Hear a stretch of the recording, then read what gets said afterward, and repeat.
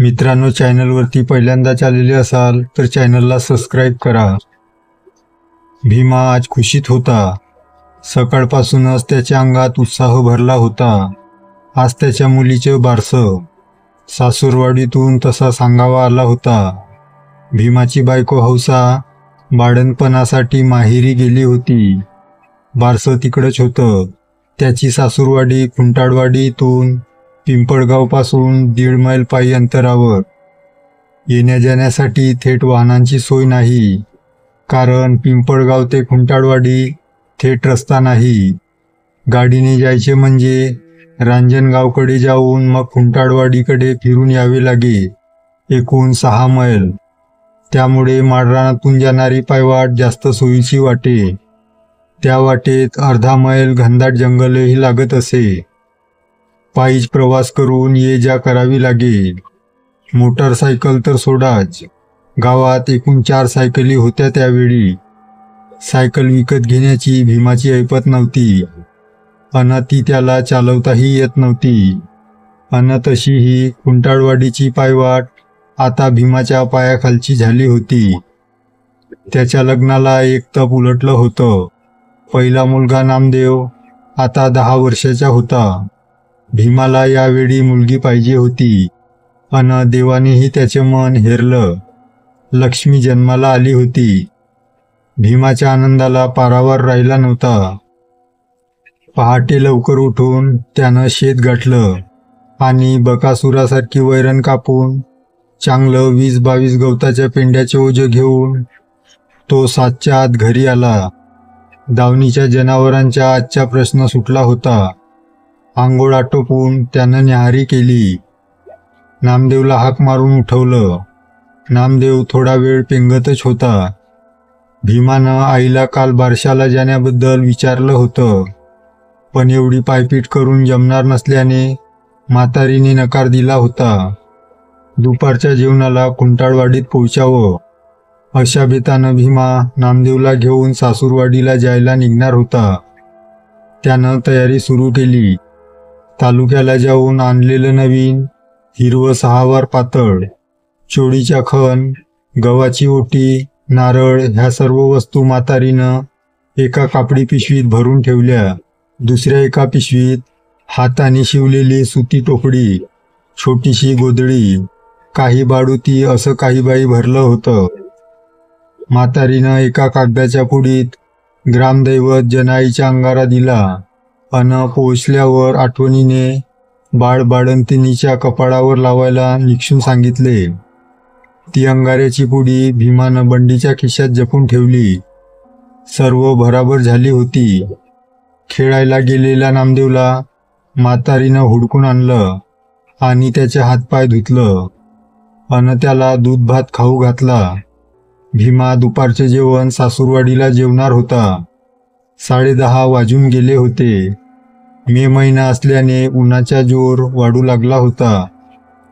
निघताना घालण्यासाठी काढलेला सदरा, धोतर आणि फेटा भीमानं न्याहाळला. बदामी रंगाचा सदरा स्वच्छ धुतलेला असला तरी फारच चुरगळला होता. भीमा चटकन उठला. अंगणातल्या चुलीतील काही रखरखते निकारे तांब्याच्या लोट्यात भरले आणि स्वच्छ धुतलेला सदरा गोधडीवर पसरून तो गरम लोटा वरून फिरवू लागला. काही मिनिटातच सदरा अगदी कडक नव्यासारखा दिसू लागला.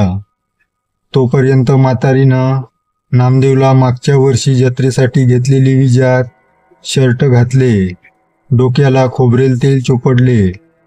तेलाचे काही ओघळ नामदेवच्या कपाळावरून मानेवरून खाली आले. नामदेवचे डोके एखाद्या टरबुजाप्रमाणे चमकू लागले. भीमानं धोतर नेसलं, सदरा घालून फेटा बांधला. आरशात बघून मिशीवर ताव दिला आणि नामदेवला हाक मारली. जनावरांवर लक्ष ठेव, मी संध्याकाळी परत येतो. म्हातारीला सूचना देऊन तो आता निघाला होता. 11 वाजून गेले होते. ऊन रणरणत होतं. जोशात येऊन नामदेव पुढं पळत होता. थांबून मागे बघत भीमाची वाट पाहत उभा राहत होता. भीमा दमदार पावलं टाकत चालला होता. पायातल्या कोल्हापुरी पायतान कर कर आवाज करत होते. तासभराची पायपीट करावी लागणार होती आणि भीमाला त्याची सवयही होती. बायकोच्या अन पोरीच्या चेहरा पाहण्यासाठी तो आतुरला होता. आजूबाजूच्या शिवारात लोक काही बाई काम करताना दिसत होती. मध्येच कुठं दूरवर धुळीची एखादी वावटळ उठताना दिसत होती. मळलेली पायवाट असल्याने वाटेवरली माती जात्यातल्या पिठासारखी मुलायम भासत होती. पुढं चालणाऱ्या नामदेवच्या पायतानाचे ठसे त्या मातीत स्पष्ट दिसत होते. आता भोवतीच्या शिवार संपून माळरान सुरू झालं होतं. काही गुराखी जनावरं घेऊन फिरताना दिसत होती. भीमा आता म्हसोबाच्या देवळापाशी पोहोचला होता. अंदाजे 200 चौरस फुटाच्या चौकोनी दगडी कट्ट्यावर हे छोटं 7-8 फूट मंदिर, दगडी बांधकाम असलेलं. मंदिरामागे एक विशाल पिंपळाचे झाड, बाजूला एक पाण्याचा झरा, तोही दगडांनी बांधून काढलेला आयताकार. या झऱ्याला बारमाही पाणी असे. वाटसरू इथं येत, थंडगार पाणी पीत, म्हसोबाच्या सानिध्यात पिंपळाच्या गर्द सावलीत क्षणभर विसावा घेत अन पुढच्या मार्गाला निघत. भीमाही नामदेवला घेऊन इथं थोडा वेळ थांबला. पळसाच्या पानाचे द्रोण करून त्यांनी झऱ्यातील थंडगार पाणी पिले. नामदेव चालून थकला असेल. 10 मिनिटे थांबू असा विचार करत ते कट्ट्यावर बसून राहिले. अर्धी पायपीट अजून बाकी होती, पण आता पुढं दाट जंगलाला सुरुवात होणार होती. त्यामुळं उन्हाचा प्रश्न सुटणार होता. पण जास्त वेळ बसून चालणार नव्हतं. आता गडबड करायला हवी, कारण बारसं संपून भीमाला परत आपलं गाव गाठायचं होतं. जनावरं आज दावणीला ठेवली, उद्या हे करून चालणार नव्हतं. त्यात नवीन आणलेला बैल उद्या नांगरटीला जुंपायचा होता. तसं महादूसोबत बोलणं झालं होतं. भीमाला आता भुकेची चाहूल लागली होती. नामदेवला घेऊन त्याने पुढचा प्रवास सुरू केला. नामदेव आता पुढं न पडता भीमासोबत चालत होता. पायपिटीने तो थकला होता अन आजूबाजूची गर्द झाडी बघून काहीसा घाबरला होता. जंगल भयान होतं. ऊन क्वचितच अंगावर येत होती. उन्हाळा म्हणजे पानगळीचा मोसम. पायवाटेच्या चोहीकडे वाढलेल्या पानांचा खच पडला होता. पायवाटेवरही काही पाने पडली होती. त्यावर पाय पडल्यास करकन त्याचा चुरा होत होता. नामदेवला आता याची गंमत वाटू लागली होती. आता ते ओढ्यापाशी आले. भिजू नये म्हणून कोल्हापुरी पायतान हातात उचलून दुसऱ्या हाताने भीमाने नामदेवला कडेवर उचलून घेतले. नामदेव सामानाची पिशवी घेऊन कडेवर बसला होता. भीमानं ओढा पार केला. जंगल आता 400-500 मीटर राहिले होते. त्यापुढे शिवार अन मग जे गाव दिसते ती खुंटाळवाडी. आता जंगल पार करून ते शिवाराच्या पायवाटेने पुढे चालत होते. मातीची कौलारू घरं आता आकार घेतल्यासारखी स्पष्ट दिसू लागली होती. ते खुंटाळवाडीच्या जवळ आले होते. नामदेवच्या पायाचा वेग आता पुन्हा वाढला होता. तो पुढं पडू लागला होता. भीमाही झपझप पावले उचलत होता.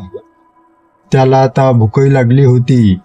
दुपारचे 12:30 होत आले होते. भीमा गावात पोहोचला होता. पुढं पडत जाऊन नामदेवनं केव्हाच घर गाठलं होतं. त्याच्या पोहोचण्यानं जवाईबापू आल्याची वार्ता आपसुकच घरी पोहोचली होती. हौसा खाटेवर उठून बसली होती. तिचे डोळे खिडकीतून दिसणाऱ्या रस्त्याकडे लागले होते. समोरून येणाऱ्या भीमाला बघून तिचा चेहरा खुलला.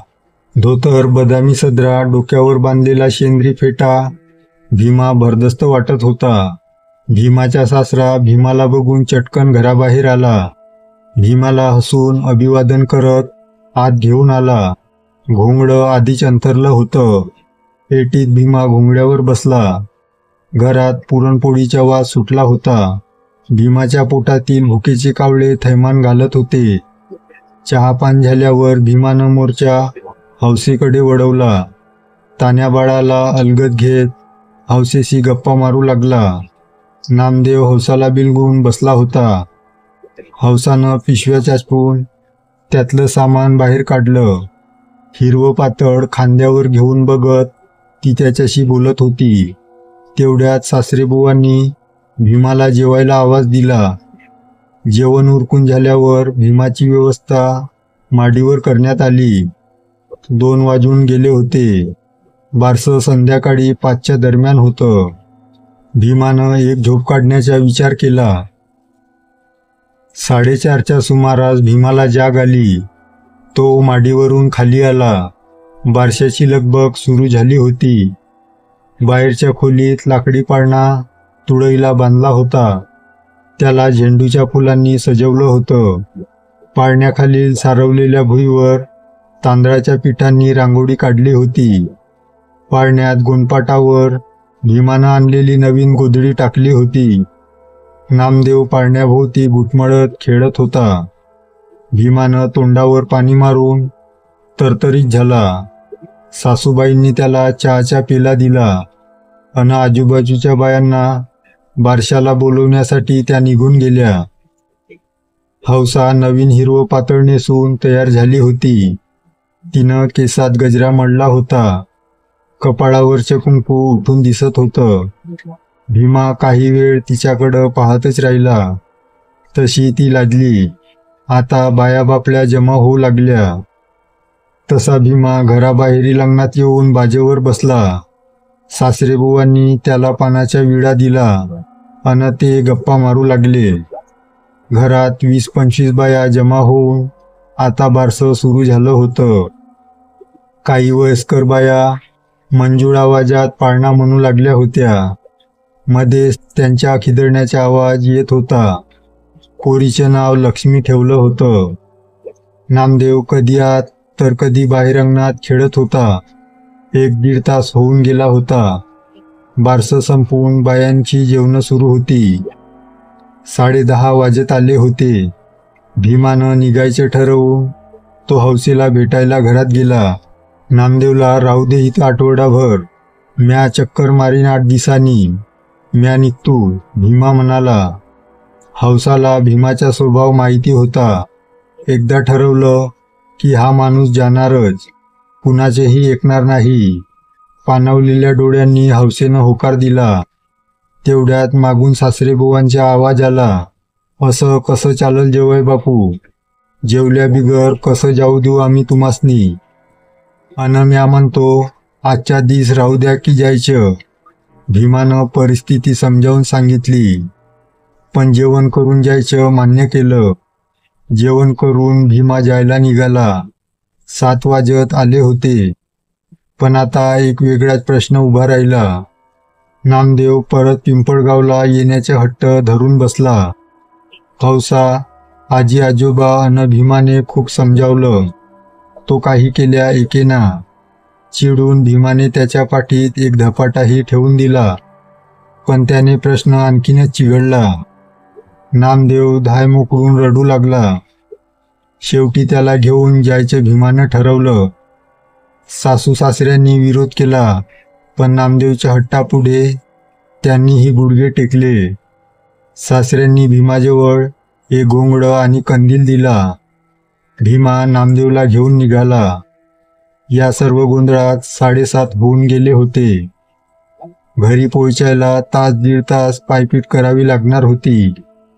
आता भीमा अन नामदेव गाव सोडून शिवाराच्या पायवाटेवरून चालले होते. मिनमिनत्या दिव्याच्या गाव पावलागणीस मागे पडत होता. गाव वस्तीपासून ते बरेच दूर आले होते. अंधार चांगलाच दाटला होता. दिवसभर उन्हाने तापलेली धरती थंड होण्यासाठी वाऱ्याला आपल्या अंगाखांद्यावर खेळू पाहत होती. भीमा झरझर पावले उचलत होता. नामदेव त्याच्या आडोशाने घोंगडीला पकडून चालला होता. कडीमध्ये अडकवलेला कंदील मागे पुढे झुलत होता. प्रत्येक पावलासोबत त्याच्या कुई कुई असा आवाज येत होता. त्याच्या प्रकाशाचं रिंगणही मागे पुढे हलत होतं. त्यात रातकिड्यांनी किरकिर करत एकच गलका उठवला होता. आता ते शिवारातून माळरानाच्या वाटेला लागले. दूर कुठेतरी कोल्हेकुई ऐकू आली अन त्यासोबत मागे पडलेल्या गावातून कुत्र्याचे रडणं चालू झालं. या प्रकाराने भेदरलेल्या नामदेवने भीमाला पाठीमागून एकदम घट्ट मिठी मारली. भीमा थांबला. बकोटीला धरून त्यानं नामदेवला पुढं आणलं अन पुढे चालण्याचा इशारा केला. थंडी वाढू लागली होती. रातकिड्यांची किरकिर थांबायचे नाव घेत नव्हती. कंदिलानेही आपला ताल सुरू ठेवला होता अन बाजूच्या गवतातून एक सरसर ऐकू आली. भीमा थांबला. नक्की एखादा साप असावा. हलकेच त्याने कंदील त्या दिशेने केला. एक काळा कुट्ट साप त्यानं गवतातून बाहेर येऊन वाटेच्या दुसऱ्या बाजूस जाताना पाहिला. भीमा हा मुळातच राखडगडी, पिळदार शरीर अन मनानेही खमका. त्यात पीक जोमात असताना शेतात राखण करावी लागे. त्यामुळं या असल्या अंधाराची आवाजाची त्याला सवय होती. पण आता पोरगं सोबत असल्याने थोडी काळजी वाटत होती, एवढंच. माळरान संपवून ते आता जंगलात शिरले होते. जंगलात जनावरांचा धोका होता. त्यामुळं त्यानं नामदेवला आपल्यासोबत राहायला सांगितले. पावलांखाली सुकलेल्या पानांचा आवाज करत ते चालले होते.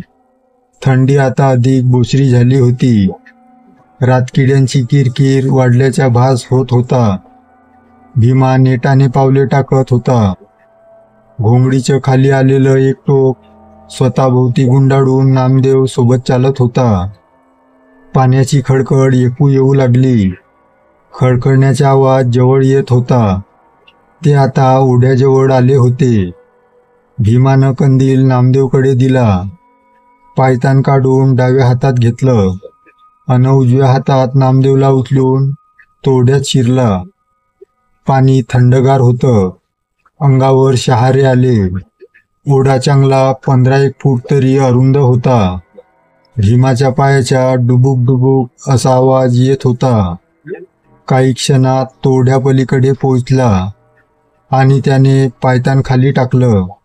नामदेवला खाली उतरवून पायतान घालू लागला. तेवढ्यात ओढ्यातून डुबुक डुबुक पावलांचा आवाज आला. भीमानं चटकन वळून पाहिलं. कंदील ओढ्याच्या दिशेने केला. कुणीही दिसलं नाही. आवाज आला की भास, या विचारात असताना नामदेव बोलला, तात्या, मला बी आला आवाज, कुणीतरी पाण्यात चालल्यावानी. भीतीनं भीमाचं अंग शहारलं. पण तोंडावर भीती येऊ दिली तर पोरगं घाबरेल, या विचारानं त्यानं स्वतःला सावरलं. छा, कुणी बी तर दिसत नाही. बाजूच्या दरडीचा दगड आला असन सुटून खाली. तू चल मोर. भीमा पोराला समजावत होता की स्वतःची समजूत घालत होता. त्याचं त्याला समजत नव्हतं. या विचित्र प्रसंगानंतर भीमा काहीसा सावध झाला होता. तो पाण्यातला आवाज चालण्याचाच होता, त्याला पूर्ण खात्री होती. पण मग कुणीच का दिसलं नाही. ओढा ओलांडल्यावर जंगल अधिकच गैर झालं होतं. भयान शांततेत रातकिडे, कंदिलाचा आवाज आणि पायतानाची कुरकुर ऐकू येत होती. अचानक दूरवर एखादं घुबड घुमत होतं. अन पुन्हा रातकिड्यांच्या संगीतात भयान शांतता. भीमा आता नामदेवला स्वतःच्या घोंगडीजवळ घेऊन सावध पावले टाकत होता. अचानक एक टिटवी टिव टिव करत त्याच्या अगदी नाकासमोरून आडवी गेली. एखाद्या बाणाच्या वेगाने. भीमानं पोराला जवळ ओढून गच्च डोळे मिटले अन जागीच थिजला. काय झालं हे समजायला त्याला थोडा वेळ लागला. नामदेव तर लटलट कापू लागला. पोराची अवस्था बघून भीमा भानावर आला. एका टिटवीला आपण घाबरलो हे कळाल्यावर त्याला स्वतःचाच राग आला. अरे बाळा, टिटवी होती ती, घाबरला कशा पाय. त्यानं नामदेवला धीर देण्याचा प्रयत्न केला अन ते पुढे चालू लागले. अचानक बाजूच्या गवताची सळसळ जाणवू लागली. सापच असावा एखादा. भीमानं कंदील आवाजाच्या दिशेने केला. काही दिसलं नाही. तेवढ्यात वाटेच्या दुसऱ्या बाजूनं तशी सळसळ ऐकू आली. भीमा तिकडे वळला. काहीच नव्हतं. जणू काही झालंच नाही अशा आविर्भावात तो पुढं चालू लागला. कंदिलाच्या प्रकाशात दिसणारी पायवाट पुढं धुसर होत अंधारात गुडूप झाल्यासारखी वाटत होती. तात्या, जंगल अजून संपलं कसं नाही व? नामदेवच्या त्या वाक्याने भीमाच्या डोक्यात विचारांचा जणू फटाकाच फुटला. आयला, खरंच की जंगल तर इनमीन अर्धा मैल आतापर्यंत संपायला पाहिजे होतं. माळरानात बाहेर पडून म्हसोबाचं देऊळ यायला पाहिजे होतं. भीमाला या विचारानं घाम फुटला. आपण कसल्या तरी भयानक संकटाच्या मध्यात अडकलो आहोत याची जाणीव भीमाला पहिल्यांदाच झाली. ती जाणीव इतकी भयानक होती की भीमा क्षणभर पुतळा बनल्यासारखा स्तब्ध उभा राहिला. त्याचे शरीर जणू उभ्या उभ्याच कोमात गेलं होतं. बोला की तात्या, कधी संपणार जंगल? नामदेव भीमाच्या हाताचा कोपरा हलवत त्याला विचारत होता. काय बी विचारत बसू नगस. तोंड वाईज बंद ठेव अन बिगीनं चाल जरा. भानावर ये, भीमा बोलला. कधी एकदा या भयान जंगलातून बाहेर पडून घरी पोहोचेन असं भीमाला वाटत होतं. त्याला आता आपल्या लेकराची काळजी वाटत होती. कुठल्याही विपरीत गोष्टीचा सामना करायला तो तयार होता. पण पोरगं घाबरलं तर त्याच्या डोक्यावर परिणाम व्हायला कितीसा वेळ लागेल. भीमानं मन घट्ट केलं अन पोराला जवळ घेत तो पुढची वाट कापू लागला. अचानक रातकिड्यांची किरकिर वाटेच्या एका बाजूला डाव्या बाजूने ऐकू येते असं भीमाला वाटू लागलं. पुढची काही पावलं सावकाश टाकत त्यानं डावीकडं कान देऊन ऐकण्याचा प्रयत्न केला. अन तो चपापला. आवाज आता उजव्या बाजूने येत होता. अन अचानक त्याला समोर 20 फूट अंतरावर कुणीतरी वाट ओलांडून गेल्यासारखं दिसलं. अगदी वाऱ्याच्या वेगात. काय होतं स्पष्ट दिसत नव्हतं, पण जंगली जनावर निश्चित नव्हतं. चांगलं 5-6 फूट उंचीचं काहीतरी होतं. निश्चित आकार कळला नाही, पण मानवी आकृतीचा भास होता. भीमानं वाट पाहिली. नामदेवनं काही बघितलं का? त्यालाही दिसलं तर तो बोलेल, पण तो काही बोलला नाही. भासच असावं बहुतेक, भीमाला वाटलं. अन तेवढ्यात नामदेवनं हात पकडून भीमाला थांबवलं. तात्या, ती बाय का चालते आपल्या संग? नामदेवनं बाजूच्या झाडीकडे हात दर्शवला होता. भीमाचा श्वास फुलला. प्रयत्न करूनही तो आपल्या छातीची धडधड रोखू शकला नाही. त्यानं धीर करून त्या दिशेने पाहिलं. एक आकृती झाडीत सरकल्यासारखं वाटलं. भीमाच्या काळजाच्या ठोकात चुकला. त्याच्या उभ्या आयुष्यात त्यानं असा अनुभव घेतला नव्हता. काय चाललंय काही समजत नव्हतं. हृदयाचे ठोके वाढले होते. अंगातलं रक्त सळसळत होतं. कपाळावर घामाचे थेंब जमा झाले होते. त्यानं अंगातलं सारं बळ एकवटून आवाज दिला. कोण आहे तिथं? बाहेर या. पोरगं हाय लहान माझ्या संग. उगीच घाबरन ते. पण ते जे काही आहे ते खरंच बाहेर आलं तर? या विचारानं भीमाचं सगळं अंग शहारलं. कारण झाडीत जे काय होतं ते मानवी निश्चितच नव्हतं. हे भीमाला आता कळून चुकलं होतं. एवढ्या रात्री कोण बाई कशाला मरायला येईल या जंगलात? अन आलीस तर वाट सोडून अशी आडरानातून झाडीतून का चालेल? आपण जवळजवळ 3 तास पायपीट करूनही हे अर्धा मैल जंगल का संपत नाही? या सर्व प्रश्नाचं एकच उत्तर होतं. ते उत्तरच त्या झाडीतून त्यांच्यासोबत चाललं होतं. ओढा ओलांडल्यापासून सगळे अनुभव हे संकेत होते या काळ्या भिन्न संकटाचे. पण आता करायचे तरी काय? राहून राहून त्याला पोराबद्दल वाईट वाटत होतं. पोराच्या विचारानं त्याच्या डोळ्यात टचकन पाणी दाटलं. अन गर्दनदारात वीज चमकून एकाएकी लख्ख प्रकाश व्हावा तसा एक विचार त्याच्या डोक्यात आला अन त्यानं बंडीचा खिसा चाचपला. अंगाऱ्याची पुडी खिशात तशीच होती. आयुष्यात इतका आनंदी तो कदाचित पहिल्यांदाच झाला असेल. त्यानं आवेगानं ती पुडी उघडली अन त्यातला अंगारा पोराला अन स्वतःला लावला. त्याला थोडं बळ आल्यासारखं वाटलं. बुडत्याला काठीच्या आधारच जणू. हातातला कंदील खाली ठेवत भीमा आता गुडघ्यावर उभा राहिला अन नामदेवच्या खांद्यावर हात ठेवत तो म्हणाला, "ह्यो बघ बाळा, जनाईच्या अंगारा लावलाय नव्ह आपण आता. आपलं काय बी वाकडं होणार नाही. तू फक्त घाबरू नग.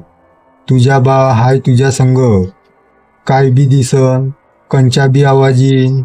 ध्यान फक्त वाटाकडं अन माझ्याकडं ठेव. आपण घरी जाऊ. आपल्याला जावंच लागन. म्हातारी आई एकटी असन नवं घरात. अन आपल्या पाखऱ्याला उद्या नांगराला जुंपायचे हाय नवं." बोलताना भीमाच्या डोळ्यातून आलेले अश्रू पाहून नामदेव काहीसा बावरला अन मग मुठी आवळून काहीसा जोशात तो बोलला, "तात्या, तुम्ही रडू नका. मी हाय की तुमच्या संगती. अन माझी फिकीर करू नका. मला काय बी होणार नाही. 10 वर्षाचे वय. पुढं काय वाढून ठेवलंय त्याची पुसटशी कल्पनाही त्या कोवड्या जीवाला नव्हती. पण त्याच्या तो बाणा पाहून भीमाला धीर आला. त्यानं पोराच्या कपाळाच्या मुका घेत त्याला कवटाळलं. ते दोघेही आता झरझर पावलं उचलत चालले होते. बाईची ती काळी आकृती त्याच्या मागे पुढे कधी बाजूच्या झाडीतून चालली होती. दिसूनही कानाडोळा करत भीमा पोराला सांभाळत चालला होता. आता आवाज वाढले होते. बाईचा आकार स्पष्ट दिसू लागला होता. हिरवं लुगडं, हिरवा चुडा, कपाळावर मळवट अन जळालेला चेहरा. त्या चेहऱ्यावर काहीतरी लटकल्यासारखं वाटत होतं. जळालेला मांस असावं बहुतेक. तिच्या पायातले पैंजण आता जोरजोरात वाजत होते. एवढ्यात भीमाला कुणीतरी आपल्या कानाजवळ येऊन बोलत आहे असं वाटलं. "कवर वाचवील ही कपाळावरची राख तुला अन त्या पोराला. पोरग दे मला. तुला जिता सोडन. लय दिस झालं कवडं रगत भेटलं नाही." तो आवाज पुरुषी नव्हता अन कुण्या बाईचाही नव्हता. फारच विचित्र अन भेसूर होता. फारच विचित्र अन भेसूर होता तो आवाज अन ते हसणंही. भीमानं पाहिलं तर ती बाई तोंडाच्या जबडा पाखरून खी खी करत बाजूच्या झाडीतून चालली होती. पण तिची नजर एक क्षणही या दोघांवरून हटत नव्हती. भीमानं हातातला कंदील खाली ठेवला. डोक्याच्या फेटा काढला. खाली बसून पोराला पाठीवर बसायला सांगितलं. फेटा पोराभोवती गुंडाळला. तो पुढं घेऊन आपल्या छातीवर धनुष्याच्या भाता बांधतात तसा बांधला. वरून घोंगडं घातलं. उजव्या हातानं छातीवरच्या फेट्याची गाठ अन डाव्या हातात कंदील घेऊन तो पडू लागला. मागून तो पैंजणांच्या खिदळण्याच्या हसण्याचा आवाज येतच होता. आपण का पडतोय, कुठं पडतोय भीमाला काही समजत नव्हतं. याचा काही उपयोग होणार का त्याला तेही माहीत नव्हतं. त्याला एकच कळत होतं, पोराला वाचवायचे आहे. "कुठं जाशील? आता सोडत नाही म्या. कवर पडशील." भीमा पळतच होता. त्याच्या सदरा पुरा घामाने भिजला होता. पाठीवरचा नामदेव आता रडू लागला होता. त्याचा जोश कुठल्या कुठे पडून गेला होता. तो आता थरथर कापू लागला होता. आपण गोष्टीत ऐकतो ते भूत हेच, हे त्याला कळलं होतं अन तो डोळे मिटून एकसारखा रडत होता. पाठीवर हेलकावे खात होता. किमान तासभर तरी भीमा पळतच होता. त्याची पावले आता मंदावली होती. त्याला धाप लागून श्वास फुलला होता. त्यात फेट्याच्या खांद्यावरचा भाग पडताना गळ्याकडे सरकल्याने फास लागल्यासारखं वाटत होतं. मध्ये मध्ये थांबून तो पोराला नीट करत होता. पण असं कुठवर पडणार? ते भूत वाऱ्याच्या वेगानं अवतीभोवती घोंगावत होतं, खिदळत होतं. अन तेवढ्यात त्याला मोठं काळं कुट्ट झाड दिसलं. म्हसोबाच्या देवळामागचे झाड का ते? हो, तेच झाड आहे. भीमाचा वेग वाढला. अनमुखात महादेवाचे नाव घेत त्यानं देऊळ गाठलं. कट्ट्यावर चढून थेट तो देवळासमोर आला. खाली बसून छातीवरील गाठ सोडली. पोराला पाठीवरून उतरवून छातीशी घट्ट पकडलं. घोंगडं गुंडाळून घेत ते दोघं तिथंच बसून राहिले. नामदेव आता पेंगू लागला. भीमा म्हसोबाच्या धावा करत होता. ती अभद्रबाई देवळाभोवती घिरट्या घालतच होती. चित्कार करत होती. ती फारच चिडली असावी, पण कट्ट्यावर चढण्याचा प्रयत्न मात्र करत नव्हती. भीमा सभोवताली घोंगावणारं मरण डोळ्यानं पाहत होता. पोराला छातीशी घट्ट कवटाळत तोही आता काहीसा पेंगू लागला होता. कोणीतरी खांद्याला धरून हलवल्याने भीमाला जाग आली. तो झटकन जागा झाला. नामदेवला जवळ ओढत ओरडला, मला ने, पोराला जिथं सोड. अहो पाहुणं, असं का बरळताय? एक वयस्कर म्हातारा समोर उभा होता. भीमा आता जागा झाला होता. तो नामदेव रात्रभर तिथंच म्हसोबाच्या सावलीत झोपले होते. आता सकाळचे 7-8 वाजले असतील. एक वाटसरू म्हाताऱ्याने त्यांना उठवलं होतं. नामदेवही जागा झाला असला तरी तो घाबरलेला होता. अशा काळ्या रात्रीतून भीमानं स्वतःला आणि मुलाला वाचवलं होतं. त्यानं घडलेला सारा प्रकार त्या म्हाताऱ्याला सांगितला. म्हाताऱ्याने नीट कान देऊन ऐकल्यावर तो म्हणाला, लय हिमतीचे राव तुम्ही. ही नुसती भुताटकी नवं, ह्यो मरणाचा फेरा होता बघा. म्हसोबानं वाचवलं बघा तुम्हासनी. त्या तिघांनीही म्हसोबाला हात जोडले.